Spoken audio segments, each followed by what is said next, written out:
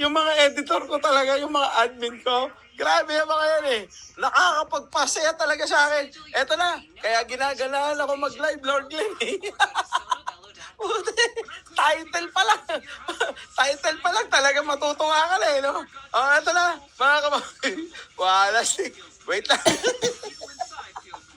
Kaya ko to sili. Ito na. Ito na. Wait lang, inom akong kape. Wait lang, ha. Sarap ng kape. Walang kape si Takero. Eto na. Bakit nga ba?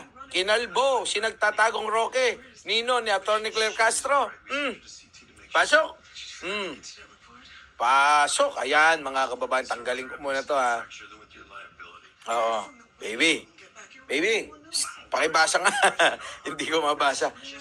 Roque Binoljak ng PCO USEC sa teradang salesman, messenger ng Pangulo. Sabi dito, basahin mo lang dito. Hindi ko makita talaga. Ito. Andali.